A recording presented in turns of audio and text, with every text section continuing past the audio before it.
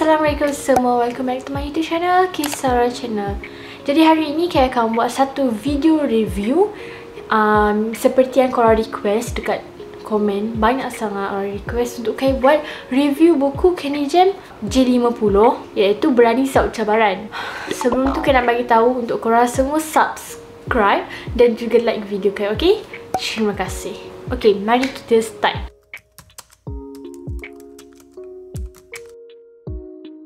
Tada! Berani Saut Cabaran, topik kemahiran hidup. Wow, cantik. Cuba korang tengok dulu watak-watak dia. Apa yang korang dapat lihat daripada watak dekat muka depan ni? Kita ada Emilia, Johnny dan juga Mia. Mestinya nampak lagi, watak dia nampak lebih matang. Dan Johnny tu nampak lebih kepada aspek perempuan lah. Kan sebelum ni dia macam lelaki sebab dia ceria, dia sangat bertenaga. Okay, belakang dia pula watak dia kecil comel. Comel sangat. Benda ni lah kan nak bagi tahu kepada korang semua. Semua watak kat dalam ni dia nampak different. Dia orang sudah matang sebab mereka akan masuk tahun 6.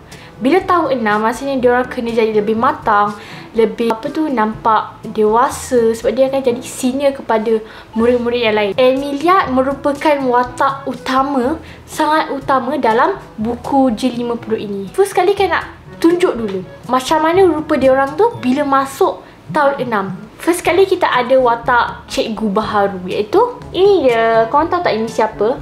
Ini merupakan Abang Sin.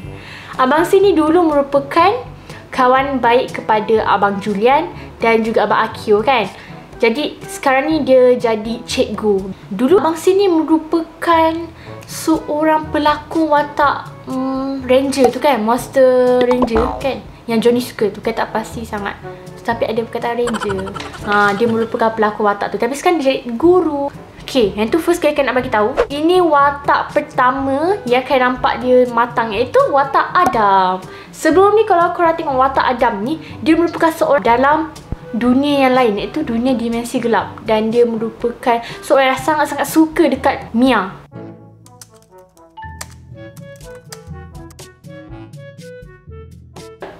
Mesti korang tahu kalau korang semua baca buku sebelum ni. Ini dia. Ini merupakan Adam dan ini adik dia. Adik dia pun memang cantik. Ini adik dia. Cantik kan? Yang ni pula merupakan Kim Ji-won. Ini dia. Kim Ji-won ni kalau korang tahu memang dia handsome. Dan juga dia macam orang Korea.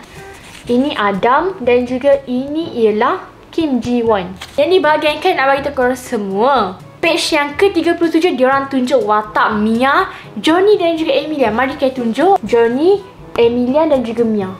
Tengok, totally different right? Ini Adam dan juga Mia. Tada! Jadi apa sebenarnya cerita yang diceritakan dalam buku ini? So sebenarnya benda yang sangat-sangat point dalam buku ini merupakan Emilia, iaitu guru kelas dia. Dia ingin melantik ketua kelas. Dia mencadangkan Emilia jadi ketua kelas tu. Sebenarnya menjadi seorang ketua kelas ni bukan satu tugas, satu tanggungjawab yang sangat-sangat mudah lah. Sebab benda ni Emilia sangat-sangat pening dan juga takut.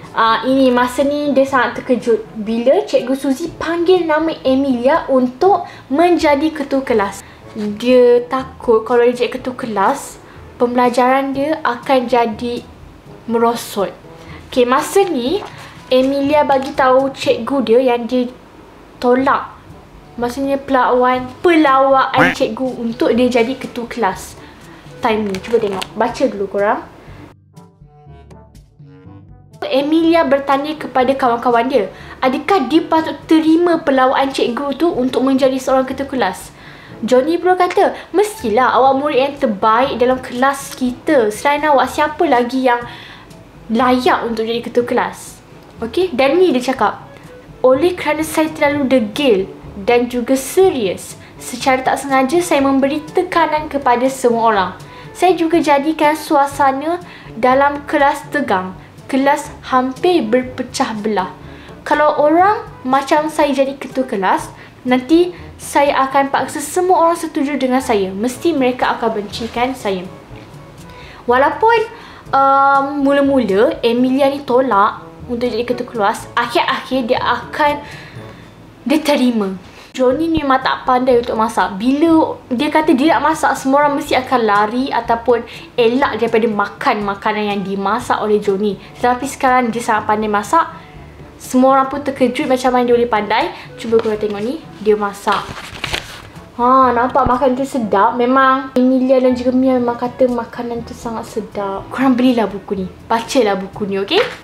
Okey, first tugas yang perlu dibuat oleh Emilia iaitu tugas memberikan tugas membersihkan kelas. Dia perlu membuat satu jadual kelas. Jadi kenapa Emilia ni rasa macam sangat-sangat down masa first tugasan yang dia buat? Sebab apa? Korang tengok ni, cuba baca. Masa kau tengok dia buat macam, ya Allah, kenapalah dia punya kawan sekelas jadi macam ni. Orang membuat permintaan lah. Sebab dia ada problem. Dia kata, saya ada kelas tuition lepas sekolah hari Selasa dan juga Khamis. Jadi dia tak boleh nak bertugas pada hari Selasa dan juga Khamis lah. Lepas seorang tu membuat permintaan, ramai lagi yang membuat permintaan. Bila kau tengok ni, banyak sangat permintaan yang diorang buat. Diorang macam tak nak buat langsung tugas membersihkan kelas seperti menyapu kan. First, dia nak marah. Tengok ni dia kata apa. Malam tu, dia tidur sangat lewat. Dia sangat penat. Dia susun jadual tu semalaman.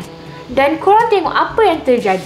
Semua orang satisfied dengan jadual kebersihan itu. Tetapi kawan baik Emilia ini terpaksa memberikan tugas banyak kepada kawan baiknya. Sebab apa? Sebab ramai kawan sekelas dia tu tak boleh nak menyapu lah, allergic lah. So macam mana? Dia terpaksa lah beri dekat kawan baik dia supaya buat kerja lebih.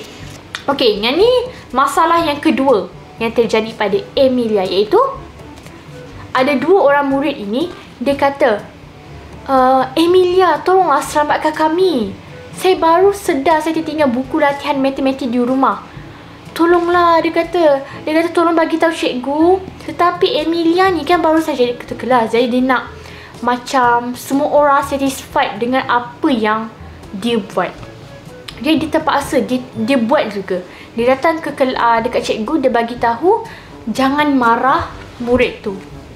Masa cikgu tu macam cikgu matematik tu dia kecewa dengan Emilia. Cikgu tu kata, lepas ni jangan buat lagi macam tu, okey. Yang tu masalah yang kedua. Bila dia dah bagi tahu dekat cikgu seperti itu, bila dia balik daripada kelas, bila dia balik ke kelas, banyak orang marah. Antaranya dua orang budak yang tadi tu. Sebab apa? Dia kata, awak semua tahu tak Emilia dah khianati kita. Awak janji tak nak tolong minta maaf pada cikgu matematik, tapi tadi dia datang marah kami. Dia cakap kesalahan kami akan direkod. Okey, sekejap saya nak bagi tahu ni. Okay, yang tu bila dah pasal benda tu, lepas diorang dah marah tu, dia senyap je kan. Dia balik rumah kan, dia senyap. Okay, esokan hari ni dia datang ke sekolah. Dia hantarlah buku kerja rumah tu sebab ada kerja rumah lagi. Dia minta semua murid kumpulkan.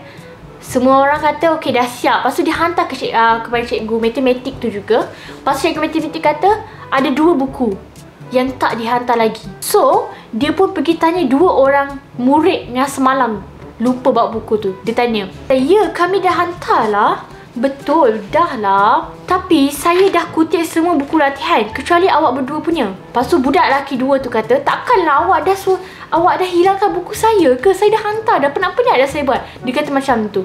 Tetapi korang tahu tak, bila Emilia dah cari buku tu serata dekat satu sekolah, rupanya mereka berdua ni tak hantar. Memang tak hantar. Dia menipu dekat ketua kelas. Hari esoknya dia datang ke sekolah, dua budak tu marah.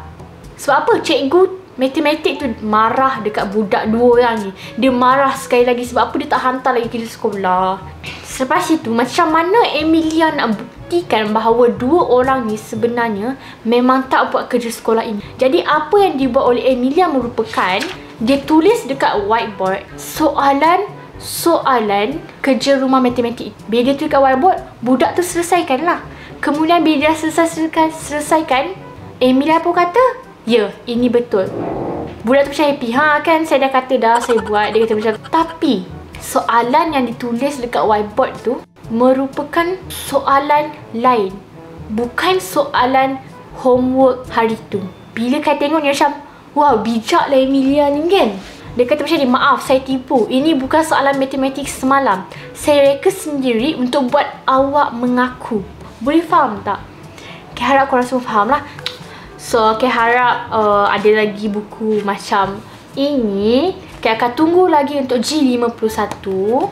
So, I think that's all for this review video. Lepas ni, saya akan buat video review untuk buku Siri Putera K32. Jangan lupa untuk subscribe channel ini sebab saya akan buat banyak lagi video tentang komik Candy Jam, Siri Putera sebab Kai merupakan peminat Gempak Stars, komik Gempak Stars. Bye bye, terima kasih. Assalamualaikum.